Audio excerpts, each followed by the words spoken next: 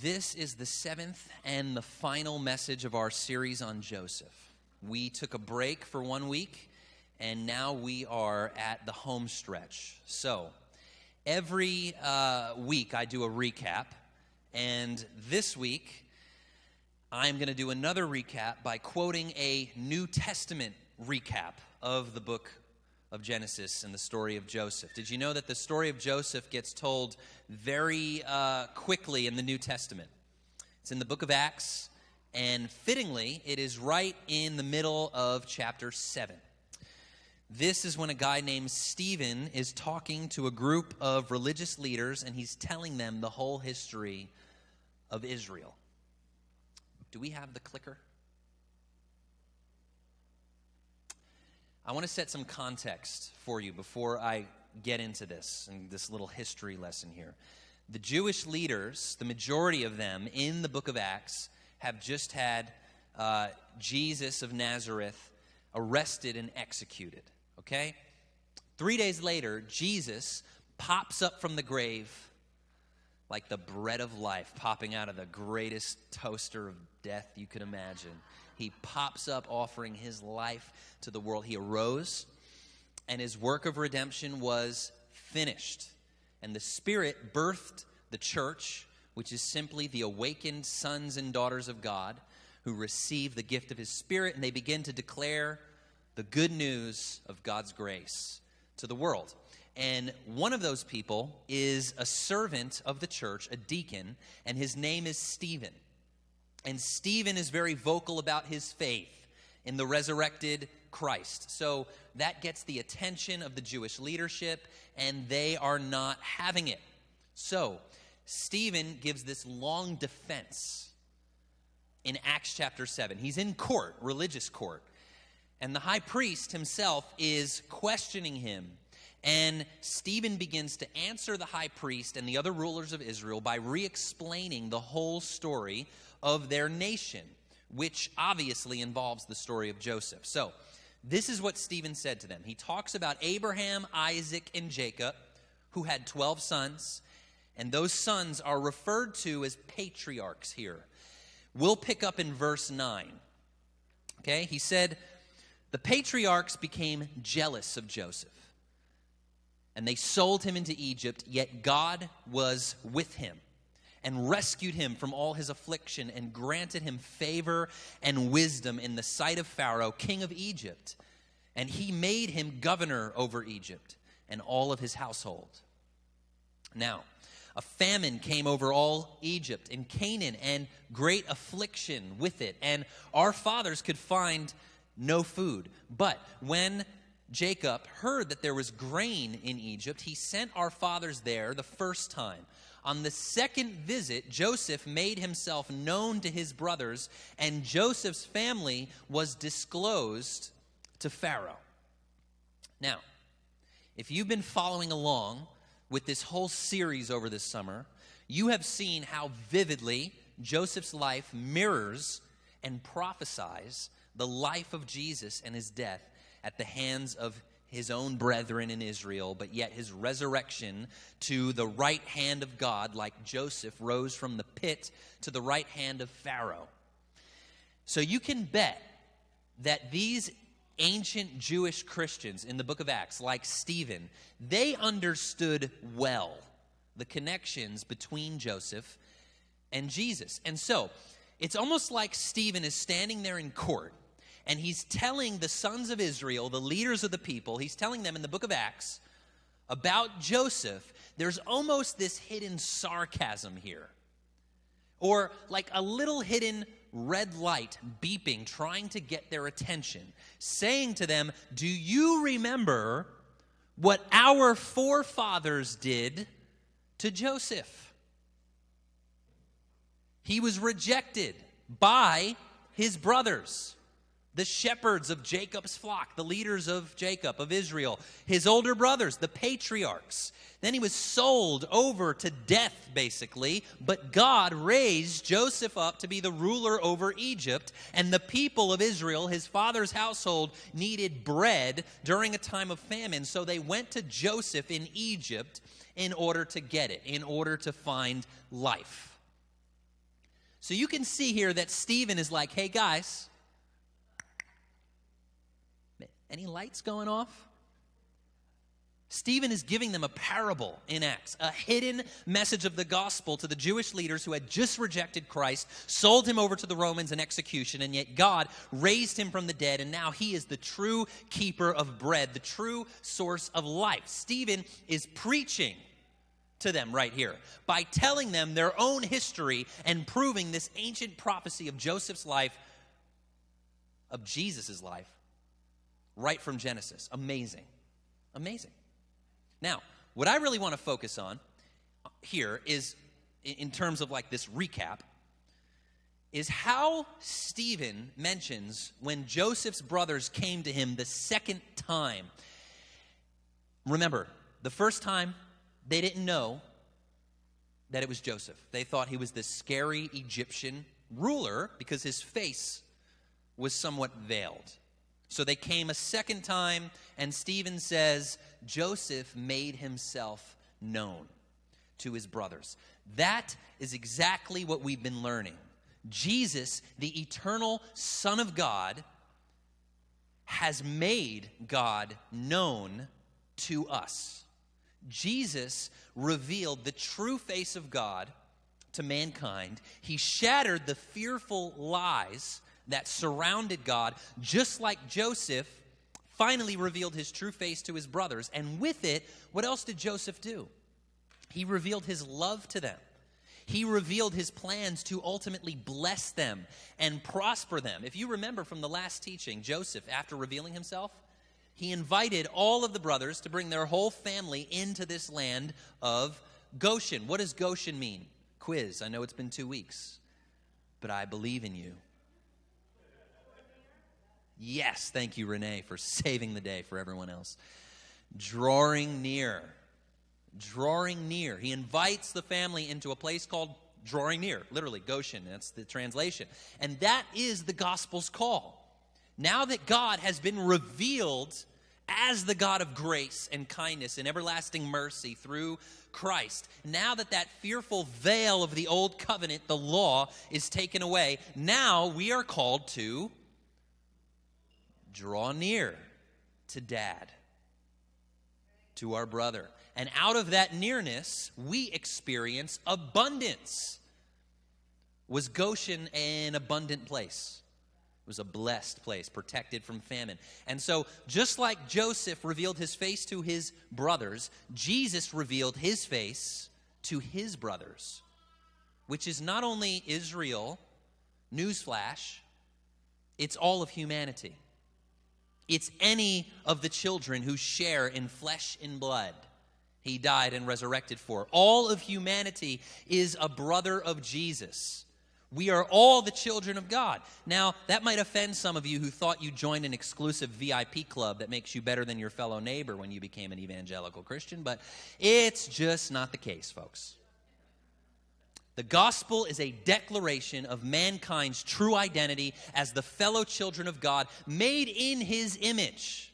Christ is the image of God. Everyone is made in Christ, in the perfect image. Now, quick side note, okay? This is a little detour, but I promise it will keep us on the same journey.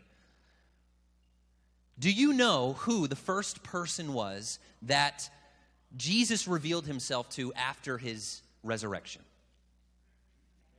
Mary. Mary who? Mary Magdalene. Yes, you guys are doing good this morning. Mary Magdalene, who was known as a sinner.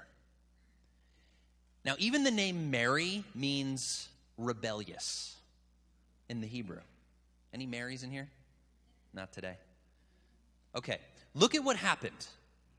This is the first time God is revealing his full face to a human after the resurrection. Okay? First of all, the fact that it was a woman first is huge. It's huge. We don't get it in our culture. You need to thank God for the culture that we live in today, even though it's got a lot of work ahead of us. But women were not seen as equals to men in that time period at all. And this just shows that God's heart was to reach out and reveal the gospel to everyone in society, including those whose society looks at as less than or separate or other. But we'll explain in a moment why this is even crazier than that. Look at John chapter 20, verse 14. It's talking about Mary here. When she had said this, she turned around and saw Jesus standing there and did not know that it was Jesus. Why didn't she know it was Jesus? Because he's so human. Because he looks like us so much. Or we could say that we look like him. Okay? Jesus said to her, "Woman, why are you weeping?"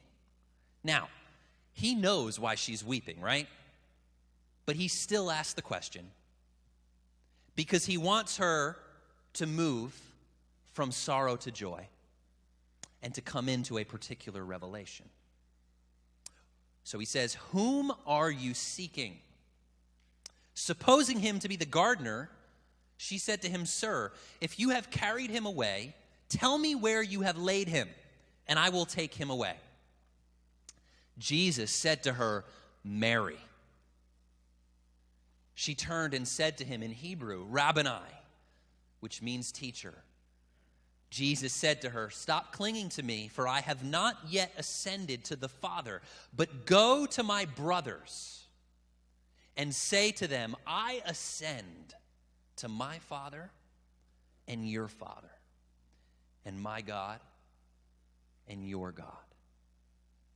That right there is the gospel of peace.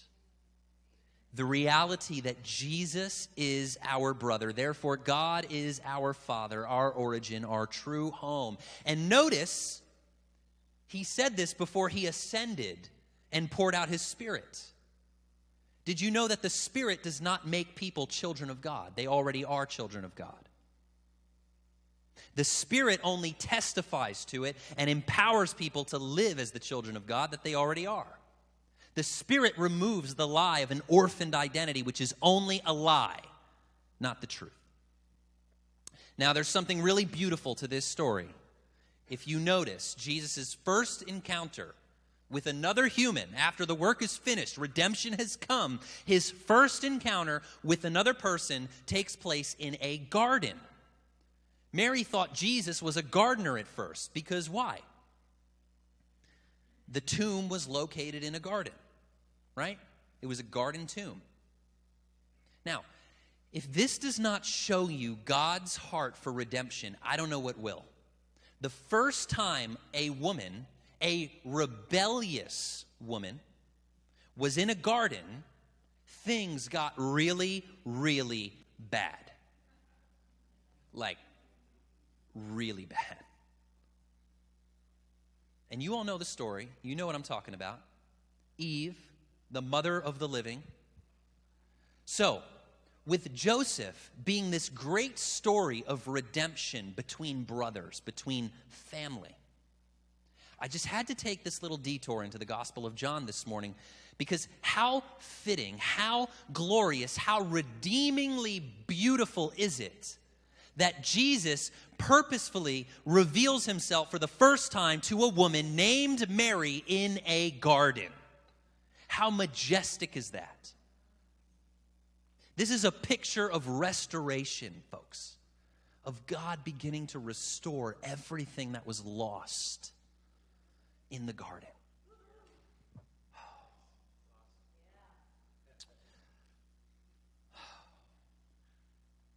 So back to Stephen. And yes, I'm still doing a recap off the recap. But don't worry, we will. There's not a lot left in the story of Joseph. We're getting there. Stephen, okay, is clearly preaching the gospel to these Jewish leaders. He's telling them all about Joseph. But if you read further, you will sadly see that they chose not to hear it. Which is very sad because, trust me, they would have understood the connections way better than us 2,000 years ago. They would have made all those connections. They wouldn't have needed a preacher sitting at a pulpit breaking down with everything with a PowerPoint. It would have been crystal clear. Wow. We just did this to this guy. This was all prophesied 1,500 years ago. They heard it, but it says they chose to shut up their ears. It actually says that. How sad is that? They chose not to listen to the obvious implications of the story of Joseph. They chose to ignore the prophetic message of Joseph's life, which we've been unlocking for 7 weeks now. My prayer this morning, before we really get into this final message, is that our hearts are truly open to the implications of Joseph's life, more so than the religious people of Jerusalem back in the book of Acts. So, he who has an ear, let him hear. That means everyone, because everyone has an ear. Yeah, that's what that phrase means. You all have ears, so listen. He who has an ear, hear. Okay, this morning we're going to wrap up by looking at the ultimate purpose and promise of God for humanity, which is foreshadowed and prophetically hidden at the end of Joseph's story. So, let's get into this. You ready? All right. Joseph's brothers, they're all together in Egypt now. They have all seen the glory and honor bestowed upon their brother. They have embraced him and they have dined with him. And now, Joseph and Pharaoh together, remember, what is Pharaoh a symbol of? God. Clear symbol of God in the story. They give the brothers a commandment. And this is what they say. Genesis 45, verse 17. Then Pharaoh said to Joseph, say to your brothers, and I love this because Christ is the mouthpiece of the Father. And it's like the Father saying, say this to your brothers. It's cool. Say to your brothers, do this. Load your beasts and go to the land of Canaan, and take your father and your households and come to me. And I will give you the best of the land of Egypt, and you will eat the fat of the land. So, we saw a few weeks ago that this is an amazing picture of the Great Commission. Think about it again. Joseph reveals himself and says, I am risen to the throne of Egypt. I am ruler over all the land, and I hold the storehouses of life. I run the literal storehouse of bread in a world filled with famine. No man receives sustenance but through me. Joseph, by the command of Pharaoh, at whose right hand he sits, then commands his 11 brothers to go and get his entire family to bring them to him so that they might live. And live in the land of abundance. An incredible, oh Jesus, picture of exactly what happened with Jesus.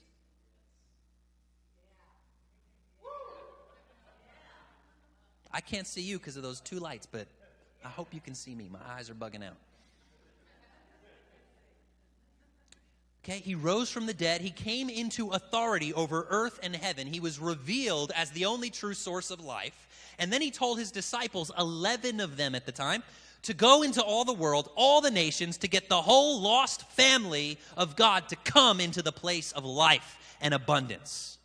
A place of drawing near to the Father and to be immersed or baptized into his name again. And that place, even in this present age, right now, is a land of blessing and grace upon grace upon grace. Now, in light of all this, okay, I find the next command Joseph gives his brothers very interesting and quite fitting. Look at this, okay? This is verse 24.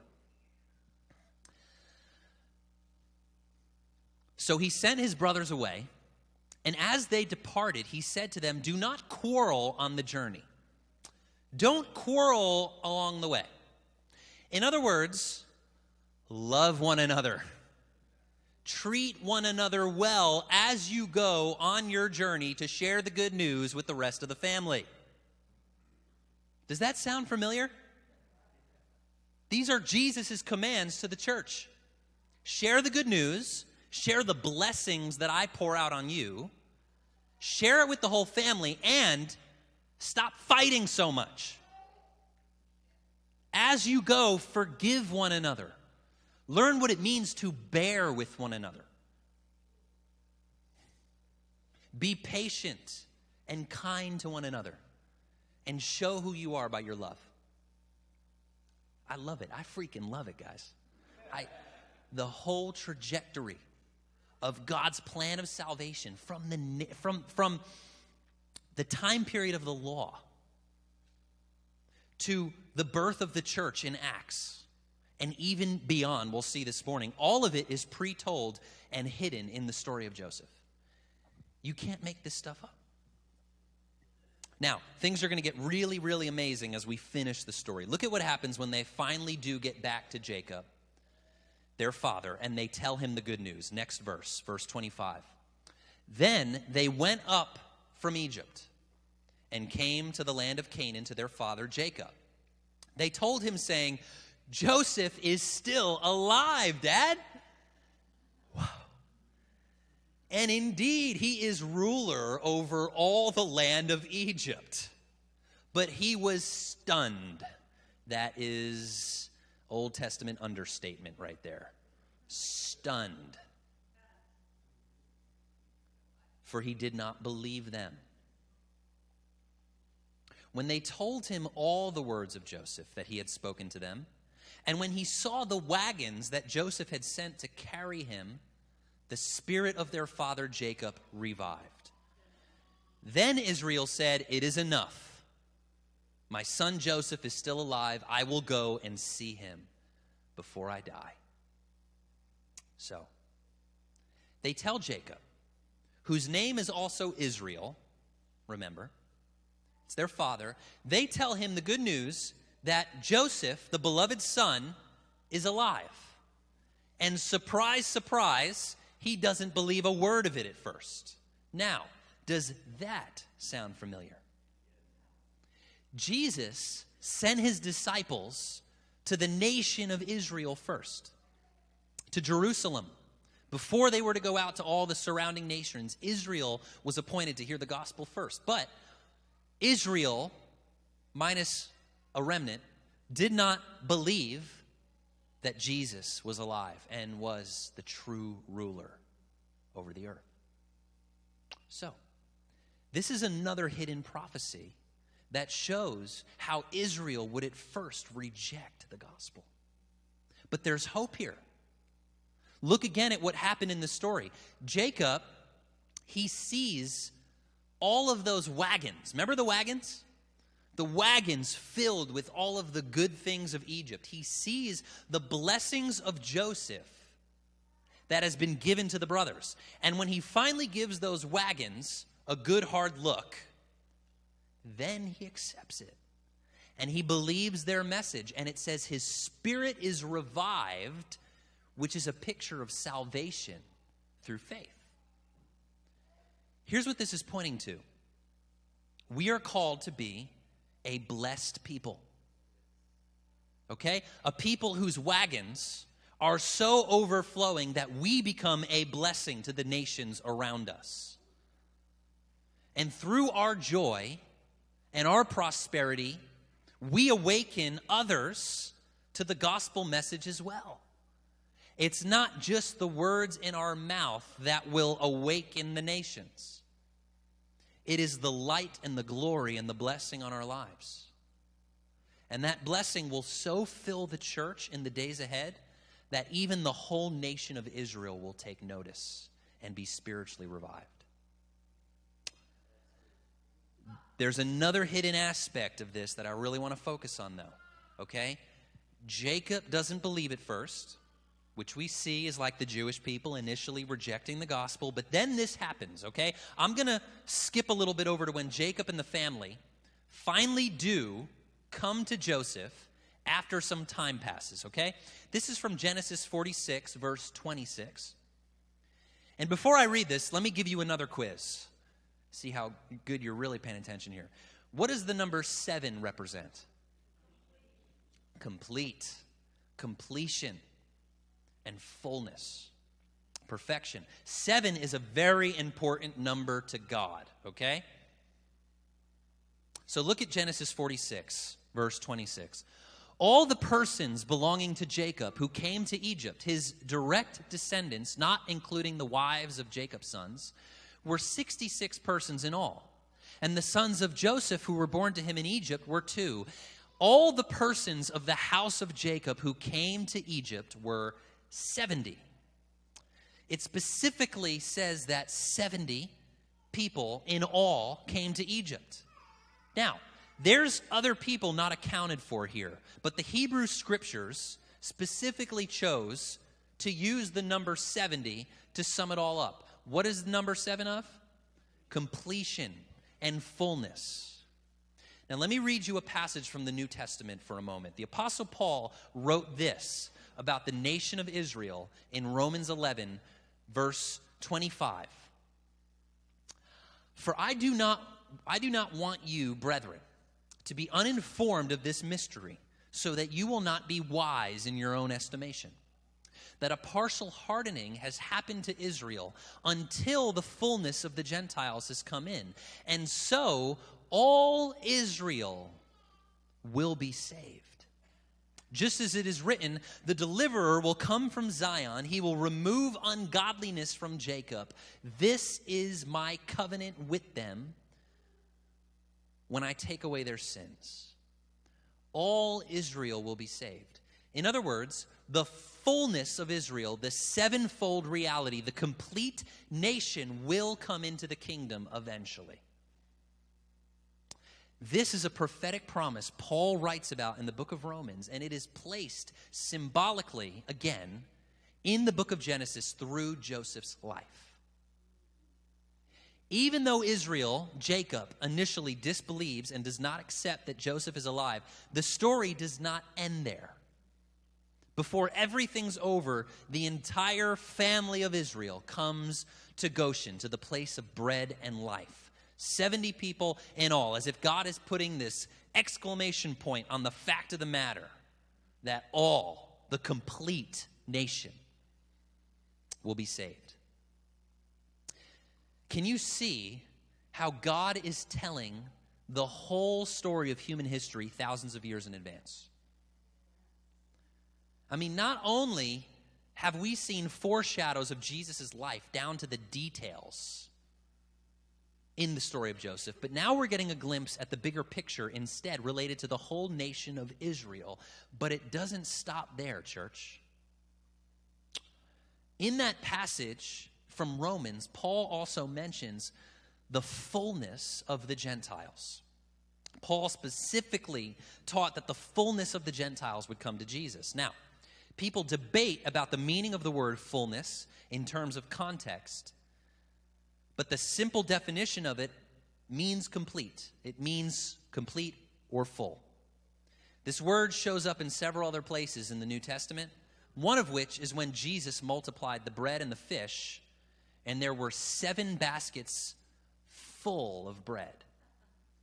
Same word. 7 baskets. That's from Mark 8. Sometimes Jesus taught in parables. Other times he did miracles that were parables. I don't have time to unpack that one. I'm just going to leave that out there for you guys because we got to move on. Now, this is really going to blow your mind and stretch any potential religious bone in your body. Okay? Everybody smile. We already looked at the 70 members of Joseph's family coming to him. Next, I want to read you the last part of the story related to the famine in Egypt. When I read this, I realized that we needed at least another 2 weeks. And that's why this became a 7-part message. But Genesis 47, you're going to see how clearly this revelation of the fullness of the Gentiles is foretold, okay? All right. We're going to read for a little bit right now. We're going to start in verse 13, Genesis 47. This is after the brothers have settled and all that stuff. Now, there was no food in all the land because the famine was very severe, so that the land of Egypt and the land of Canaan languished because of the famine. Joseph gathered all the money that was found in the land of Egypt and in the land of Canaan for the grain which they bought, and Joseph brought the money into Pharaoh's house. When the money was all spent in the land of Egypt and in the land of Canaan, all the Egyptians came to Joseph and said, "Give us food, for why should we die in your presence? For our money is gone." Then Joseph said, "Give up your livestock, and I will give you food for your livestock, since your money is gone." So they brought their livestock to Joseph, And Joseph gave them food in exchange for the horses and the flocks and the herds and the donkeys. And he fed them with food in exchange for all their livestock that year. When that year was ended, they came to him the next year and said to him, "We will not hide from my lord that our money is all spent, and the cattle are all my lord's. There is nothing left for my lord except for our bodies and our lands. Why should we die before your eyes, both we and our land? Buy us and our land for food, and we and our land will be slaves to Pharaoh. So give us seed that we may live and not die, and that the land may not be desolate." So Joseph bought all the land of Egypt for Pharaoh. For every Egyptian sold his field, because the famine was severe upon them. Thus the land became Pharaoh's. So, the famine obviously continues for a few more years, just like Joseph said it would, right? But the famine ran its course, and the story shifts from the sons of Israel over to the Egyptians. Now, remember, what is Egypt a symbol for? The world. You guys are getting an A this morning. 4 for 4. The world. The Egyptians are a symbol for the people of the world, the Gentiles. So, the Egyptians end up getting so desperate for food that first they give all of their money away first, and it comes into Pharaoh's house. Now, there's something about that related to a full transfer of wealth from the wicked to the righteous, which is on God's timetable, but I'm not going to go there this morning. We're going to keep getting to the main point. The people fork all their money over to Joseph, but then the famine continues. And they're forced to then give the very source of their income away, which is their livestock. So they give their cattle to Joseph as well. But then the famine continues another year, until finally the Egyptians have nothing left to give except for themselves. So they give their land and their very bodies over to Pharaoh. And the whole story ends by saying this: "Thus the land became Pharaoh's." Now, guys, this is big. This is big here.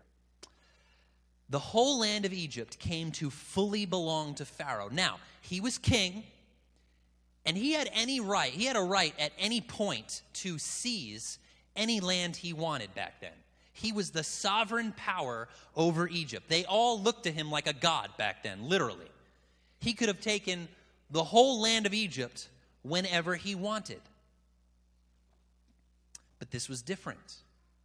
This was people actually willingly giving their land and their bodies over to Pharaoh to serve him.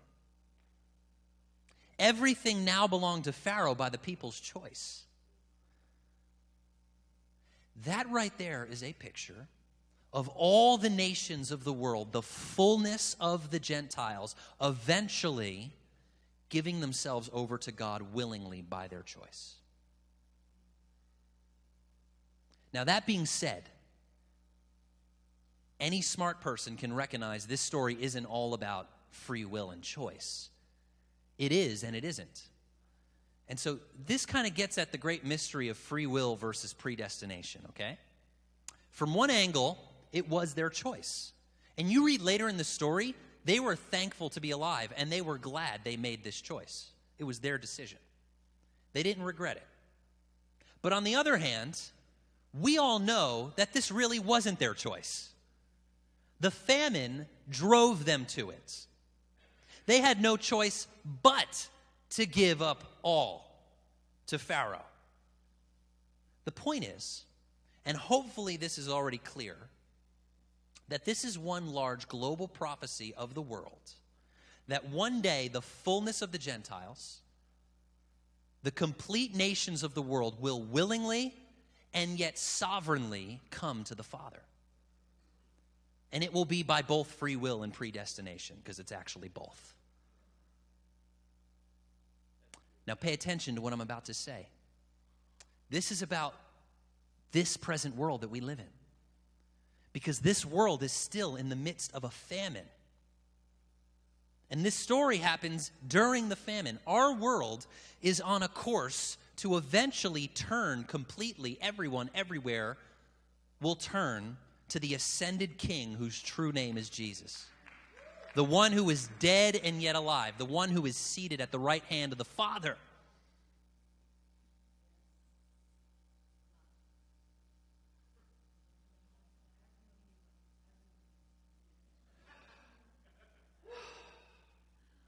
Now, if you're having a hard time believing this, I want you to look at Psalm 110 for a moment.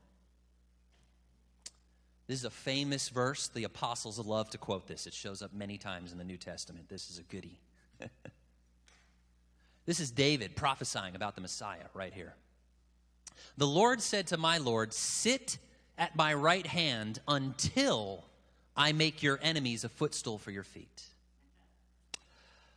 Do you see that? Anybody catching it? I'll help you out. This is a prophecy about the Messiah.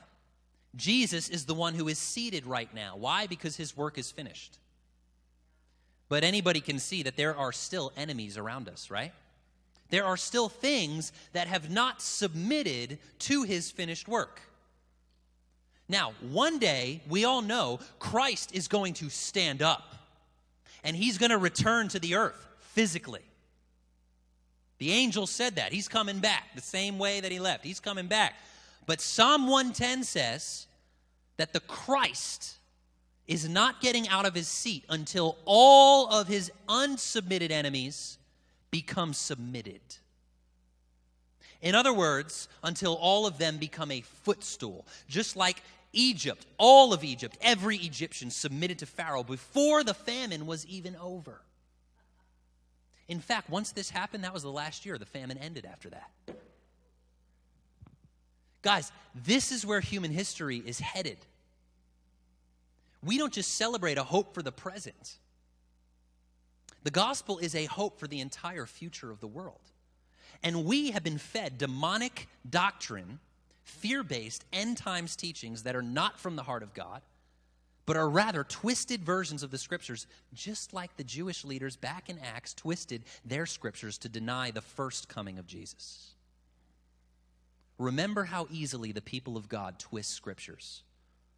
If something upsets maybe some theological thinking in you, just keep that in mind, that sometimes God's people, the majority of them, get it wrong, and they need to be corrected.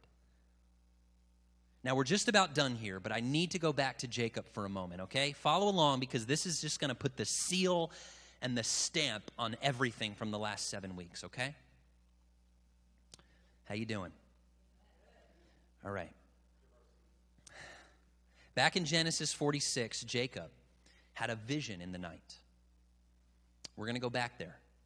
A few weeks ago, when I started this, I was in the middle of preaching and talking about how many dreams were in the story of Joseph. If you remember, I realized mid-thought that there were actually 7.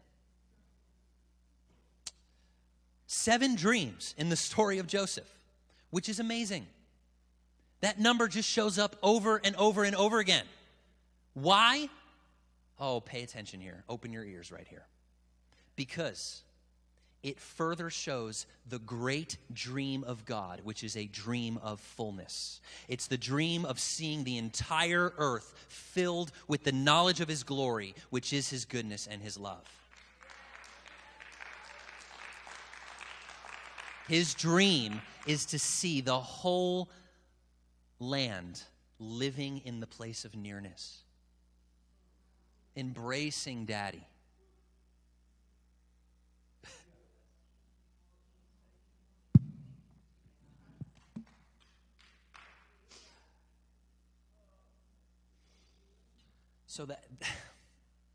So that's the great dream of God, and Jesus is the interpreter and the answer to that dream.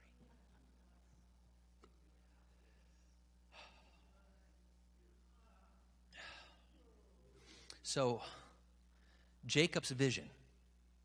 And by the way, I know this is a vision, not a dream, but visions and dreams go together in Scripture.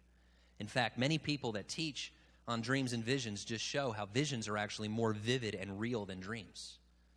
So this is like, again, God's exclamation point. This seventh night encounter, I'll call it, with God is the most important. So this is what happens.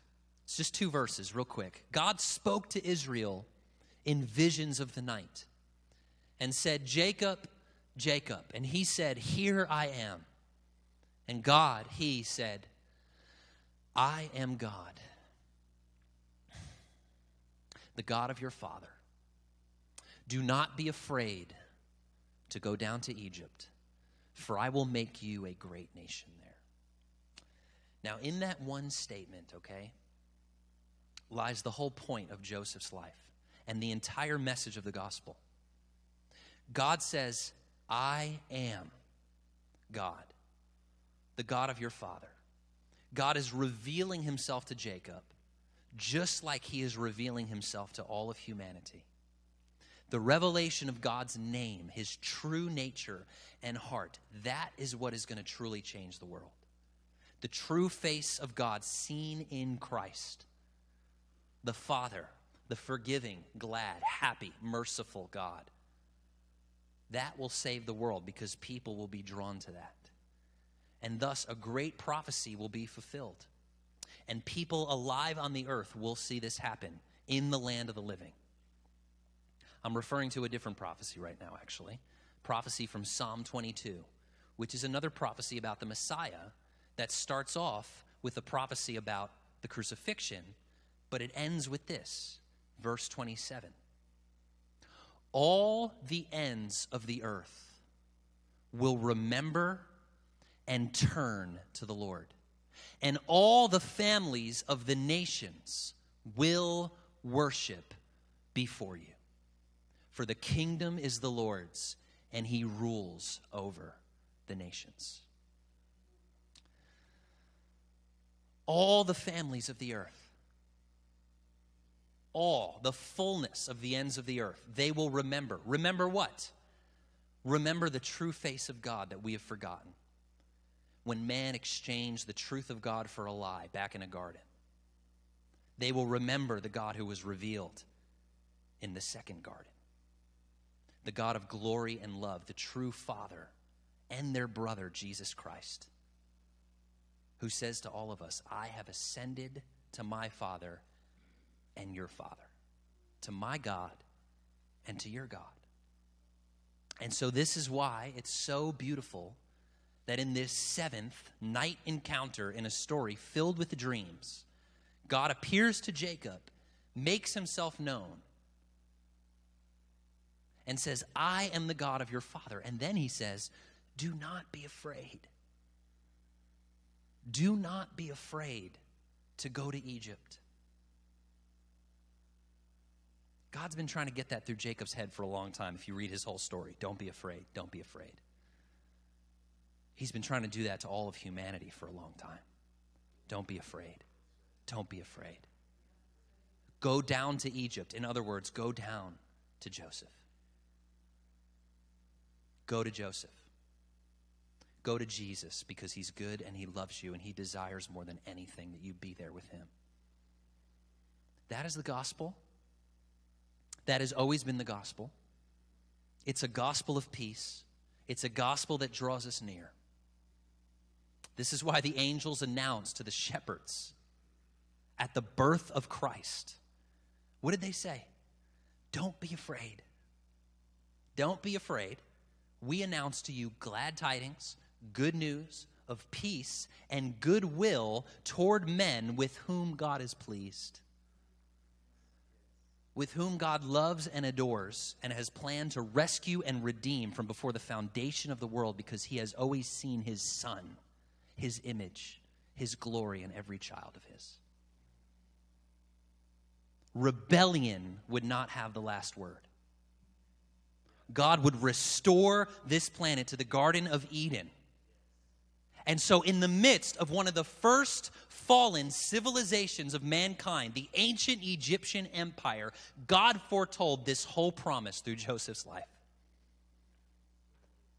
The story of Joseph is the story of God making himself known again through Jesus. So that's why Stephen made that comment about Joseph making himself known to his brothers. Jesus reveals God's heart for redemption, that he has never actually been an angry, punishing God, but that his judgments were only meant to restore us. He is the God who weeps even over those who crucify him, even weeping with us when others crucify us. And he is the God who has planned to work in the midst of our choice to redeem and bring everything back to him, using both our free will and yet his sovereign influence of grace. The whole earth will remember and turn to him. And through time and eternity, this is the promise of God. So I will end this in the same way I started this morning. May your ears be open, my friends, children of God.